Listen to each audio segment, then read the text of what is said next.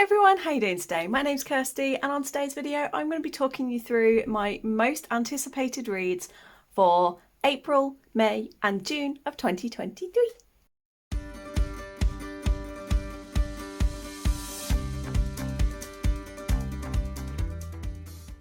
I don't have as many books this time as I did in the first round that I did of this, where I did January, February, March. It's not that there's not many books coming out, it's just I've not been keeping up with releases, and even before I recorded this, I just went onto NetGalley and had a quick scroll to see if there were any that I was interested in. Generally, how I source upcoming releases are NetGalley.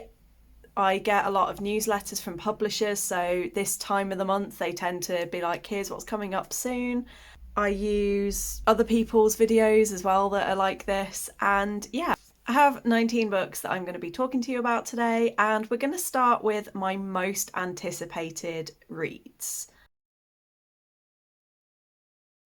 I only have 3 books in out of the 19 that are like my absolute must get to, most anticipated. These will be books that I read this year.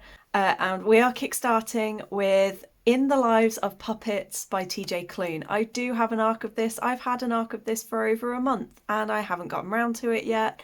It follows the lives of 3 robots, and when their family inventor goes missing, the 3 robots go on an adventure to find him. It sounds really wholesome and lovely, but there's also like secrets and betrayals and things like that, as is always in TJ Klune's books. But I imagine that it's going to have a really awesome dynamic. He always has really good humour in his books, and the way he writes characters just hooks me in. Even if his plots aren't always amazing, everything that I've read of Klune so far, the characters are just brilliant. And I love his dry, sarcastic, witty kind of humour. And I just think it's going to be super cute. And that releases on the 25th of April. We then have one that I only discovered today when I was doing my research, and it has immediately gone into the top anticipated. I didn't even know this author was releasing any books this year. So you can imagine I was kind of like, and they've only become a favourite in the last year, and that is The Malevolent Seven by Sebastian de Castell. This one, it's the catchphrase is think you know wizards, think again. And it's basically following the story of 7 wizards, and it sort of goes like, what do you think you know about wizards and what do you actually want a mage or wizard to be? And it's basically like a guy, it follows Cade Umbra, who is a mercenary wizard. That just sounds really awesome and definitely my kind of thing. I like books about assassins, mercenaries, things like that, so slightly darker magic. I think it's going to be really cool, and that one releases on the 11th of May. And then finally we have one that I got a sampler of at Yalc last year. I absolutely loved it. I've read it 2 or 3 times and I've been highly excited since. Unfortunately, I was declined on NetGalley. They said no, and I was like, it's one of the few times where I was actually really, really upset to be declined for a book. And that is Gwen and Art Are Not in Love by Lex Croucher. This is a retelling of King Arthur and Guinevere. However, this is a queer retelling. So you've got Gwen, who is in love with a female knight. You've got Arthur, who is in love with, I think it's like his stable boy or something. And they're being put into an arranged marriage, but both of them are secretly in love with other people. Even in the sampler, that was only the first 2 chapters, I was laughing, and it was just such a good dynamic, and I think it's going to be really great. And I can't wait to get into this one. And that one is on the 11th of May also. The rest of these books are all books that I'm just interested in. Whether or not I actually get round to them this year will be a matter entirely. Some of them are books that I have requested on NetGalley. Some of these are books that I will just maybe get as and when I feel like it. And then there are a couple that I have already been granted access to. So I'm like, awesome, I already own and I'm hoping to get to soon. But then again, we all know what I'm like with ARCs and keeping up to date with those, aka terrible. But we're going to kickstart with the books that are releasing in April. I lost my voice there. The first of these books releases also on the 11th. Loads of books release on the 11th. But we have The Big School of Drawing by Walter Foster Creative Team. I literally found this one a little while ago and it was available to just read. I didn't have to request it, and I've had a quick look through and I think it's going to be really, really good. Some of it isn't so great that I've seen so far. It describes itself as a well-explained, practice-oriented drawing instruction for the beginner artist.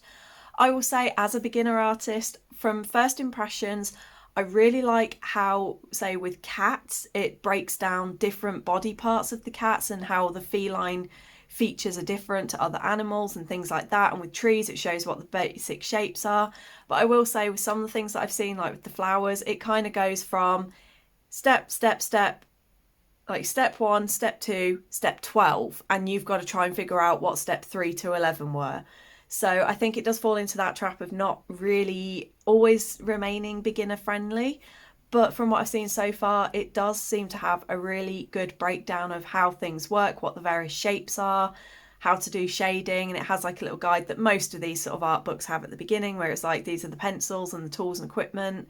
So it does seem like a pretty good reference guide. I don't think it'll be a good one for absolute beginners, but if you've sort of just about started to get the hang of things and you just want something that's a little bit more guided and lets you have a bit more freedom, this one seems good. Next up, we have another one that I have been approved for and I am actually quite excited for, and that is Divine Rivals by Rebecca Ross. So this is a world where there are gods and magic, and for years the gods have settled, but now they're starting to war again. And you've got these two journalists who get kind of mixed involved with everything and find love with each other, even though they are rivals to lovers. And it just sounds really cool. And I like the idea of this thing where there's this magical war and we're following the journalists of that war, because, you know, in real life we have journalists who follow war. So now it's interesting to see how magic and gods and all that kind of thing are going to be brought into it as well. And this one releases on the 13th of April. The next one we have is one that, again, I only found today. I had immediately put in a request for it, so fingers crossed I get it, because this one almost got put into the most anticipated, and that is 12 Hours in Manhattan by Marn Gabriel. And in the last 3-4 months, I've gone from not really getting the hype around the Korean wave and Korean music, TV shows, etc., to being completely obsessed. My life, the past 6 weeks, I don't think I've watched or listened to anything that's pretty much been English. Everything I've watched on TV has been K-dramas. Everything that I've listened to has been either Japanese or Korean, and I'm just like, I'm starting to get it now. This book feeds into, because, you know, I've been listening to Korean music, I've been watching Korean dramas, now let's read a book about a Korean idol. Okay? So this one follows, you've got Bianca, who meets a guy called Eric at a bar one night. And it turns out that he is actually a famous Korean drama actor. And they basically just spend 12 hours together sharing their life stories and talking about their dreams and what they want to do. And then when they go their separate ways, she's like, well, actually, I've fallen in love with him in that short space of time. She goes back to her life. There's a tragedy. And now she's trying to navigate that while remembering some of the things that he was talking about. And I'm just like, okay, that just sounds like the start of a K-drama for me. And I think it's going to be really awesome. And yeah, you can tell I'm kind of really excited by that one. And that one is out on the 18th of April. Then we have a book that is very, very different to everything I've talked about so far and feeds more into what is my standard, I would say. And that is One for My Enemy by Olivia Blake. I wasn't interested in the Atlas Six in any way, shape or form. It just wasn't my thing. However, this one sounds awesome. You've got two witch families. One is a set of sisters, one is a set of brothers, and they've always kind of been in conflict with each other and they are warring, but they've been in a stalemate for quite a long time. However, I don't know what the event is, but something happens and it basically means that one of the sisters and one of the brothers end up teaming up, but while they're teaming up, there's still that fight for power and control. And I think this one is going to be enemies to lovers because, you know, they hate each other. They're from rival families. It's Romeo and Juliet, really, because when you think about it, enemies to lovers is basically Romeo and Juliet. So I think this one is going to be quite good, and it's, again, my kind of thing. I've realised I really love stories about magic and magical families, and especially when there's conflict involved and power plays and things like that, and it just sounds really good. That one releases on the 20th of April.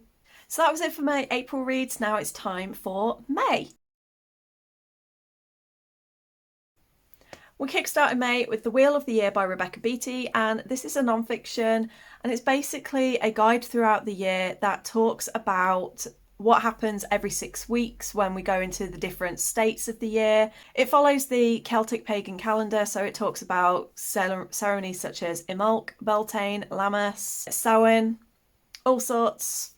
And it goes through all of the different equinoxes and Yule and all of the different periods. It talks about the celebrations that happen throughout those years, and it talks about how we can reconnect with ourselves throughout each of these periods, and it just looks at more from the natural world. So it's looking at how we can get out into nature and connect with the themes and the ideas that go on in these periods, and it just sounds like a really, really awesome book. That one comes out on the 3rd of May. The next book is one I don't typically read a lot of. I'm not really a big vampire and werewolf reader anymore. I used to be, but not anymore. But I wanted to give this a go. And this is Court of the Undying Seasons by A.M. Strickland, and basically follows a 19-year-old girl called Finn who volunteers to take her friend's place at a ceremony called The Finding. Those who are chosen at this ceremony basically are swept away to either become trained to become vampires, or they become vampire thralls if they survive at all. But she's going with the ulterior motive of learning how to actually kill vampires, but she's also then swept up in that world, and she's now she wants to get revenge for her mother that was killed, and she wants to learn to kill them, but at the same time she is falling for the guy that's going to be her maker, and she's being drawn in, and so she's got these two very conflicting things. And it sounds like it's going to be quite dark. It sounds like it's going to be quite, even though it is vampire lore, it sounds like it's going to have a very slight twist on vampire lore. So it does sound quite dark and delicious, and I'm excited for that. That one releases on the 16th. Also on the 16th is Transmogrify, 14 Fantastical Tales of Trans Magic by G. Harron Davis. This is basically a collection of short stories. It's 14 stories that follows people with different genders, different identities. The authors are all different genders, and a lot of them are transgender. And it's just a collection that celebrates magic in all of its forms through talking about being trans, and again celebrating people who come in all forms, and same with magic. And I think that just sounds really lovely. And as I said, that releases also on the 16th of May. Next up, we have a contemporary romance called Her Fixer-Upper by Emily Kerr. And this is two friends who, when they meet up, they discuss how hard it is to get on the property ladder, and that they've both been struggling. So they decide to team up and buy a fixer-upper and renovate it together. And it's basically just a case of what could go wrong, and when they start to realise that they might have feelings for each other. But as always, there's going to be stuff that is going to get in the way. But as it says, nobody said renovating their dream home would be easy, but will Charlie and Freya fall out of love with the house or in love with each other? You never know, it could be both. So that just sounds like a bit of a nice, easy, quick romance, but it sounds like it could be really, really good. And I love renovating, and I love watching like renovation shows, so maybe I'll enjoy it. And that is released on the 19th of May. Next up, we have 7X's by Lucy Vine, and this is another one that I do have a copy of and I will be getting to very soon. This one basically follows the story of Esther, who reads a magazine article that talks about your exes and says that there are 7 types of exes. There's the first love, the work mistake, the friends with benefits, the overlap, the missed chance, the bastard, and the serious one. So she goes through all of her exes, meets up with all of them to try and figure out who is who, because according to this article, one of them is destined to be her true love and is the one. So she's like, right, I'm going to re-meet with everybody, I'm going to redate them all, find out where they're at and see which of these ones is the one that is my soulmate. So she's now determined to try and find the one that got away. It kind of reminds me of What's Your Number, that was Chris Evans and Anna Faris. Anna Faris? Yes, it is. And it was like a rom-com that came out about 10 or 12 years ago or so. And it was basically a similar thing. But with that one, it was just sort of talking about how many people you've slept with. And she decides to go back to find all of the people she slept with to see if one of them may have been a mischance. And it kind of gives me those vibes. So I'm quite excited because I did love that movie. So we shall see how this one is. And that one releases on the 25th of May. Then we have Witch King by Martha Wells, and it follows a demon called Kai who is assassinated, but when he kind of wakes up, his consciousness wakes up and realises that someone's trying to steal his magic, and it doesn't end well for that person. But it is a story about found family and trust and betrayal, and he's now basically got to find out what's going on with the world since he died, and he also doesn't have memories of why he was imprisoned and assassinated in the first place. So he now needs to try and uncover all of that and figure out what's going on. I've never read a Martha Wells book, but I know a lot of people really talk highly about her, and especially about her characters. And as we've worked out recently, I am a massive character-driven person, so I feel like this is going to be an amazing one, and I do love a book about demons. So this one sounds really good. And that one releases on the 30th of May. So that was it for May, and now we're going to go on to June. The first of these books is one that I, again, only discovered today but immediately requested, partly because it fits a couple of prompts for some readathons that I've been struggling to fill, but also because it does sound pretty cool. So this is Shanghai Immortal by A.Y. Chow. And it's an adult fantasy set in the 1920s. And basically, as it says, this richly told adult fantasy debut teams with Chinese deities and demons cavorting in Jazz Age Shanghai. That just sounds cool. And it's basically following Jing, who is half vampire, half fox spirit, and all sasshole.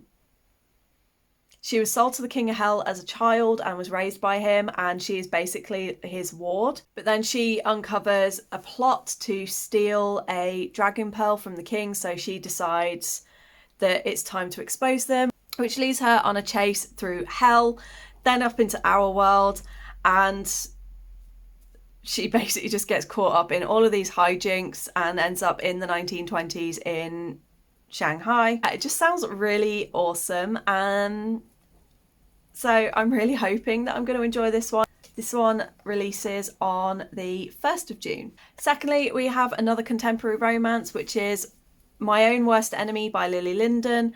And with this, you've got two actresses who both go for the same sort of roles. They fit into similar sort of looks, etc. So they always find themselves auditioning against each other. But then one of the actresses realises that she actually is falling for the other one, even though she knows it's a really bad idea and she is her rival. And that's going to cause a bit of tension. And they also have very opposing personalities. So again, it's kind of opposites attract, rivals to lovers, sapphic. It just sounds so cool. And this one releases on the 8th.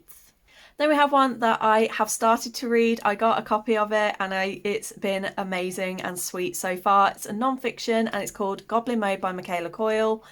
And this is basically just like a little guide on what goblin core is, what it means to live like a little goblin, how to set up like a little fairy garden and connect with nature, embracing the chaos. It has recipes for making things like your own honey and stuff like that. And it's just such a cute, cozy book.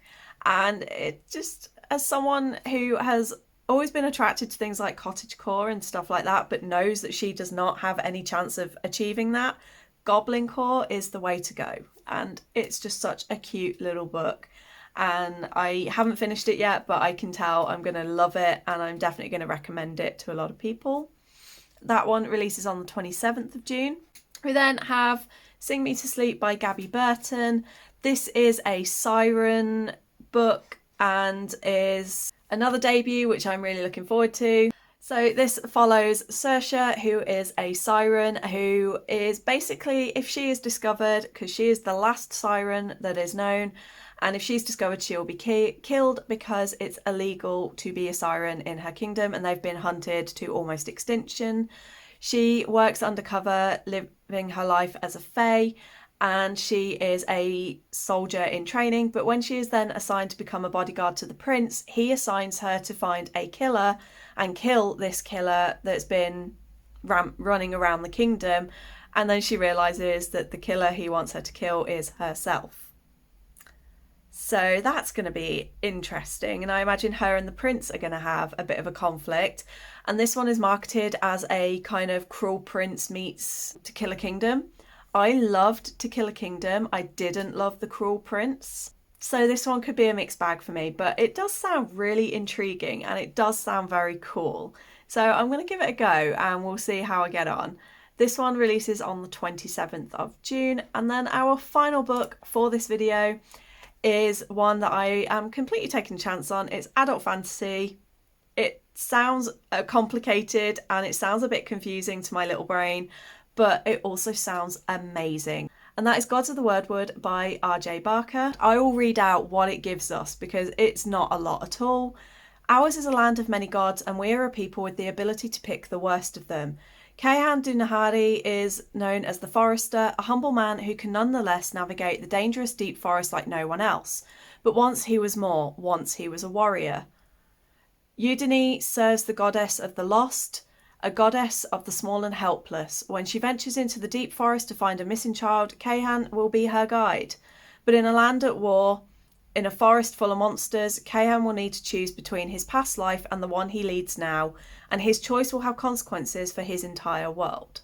And it says Gods of the Wordwood is book one in a new fantasy trilogy set within the bounds of a forest straight out of darkest folklore, with outlaws fighting an evil empire and warring deities. R.J. Barker is the British Fantasy Society award-winning author of The Bone Ships and Age of Assassins. Never read or heard of either of those books, but this one sounds really good and it sounds interesting and I am very intrigued. And that one releases on the 29th of June. Those are the books that I am most anticipating or that are on my personal radar that are releasing in the next 3 months. Let me know in the comments, do any of these books appear on your most anticipated or release radars, and are there any books that I've not mentioned that you are highly anticipating? There are a few that I know are coming out. I know there's like an Ali Hazelwood coming out and I know there's a few others, but they're just not personally of interest to me.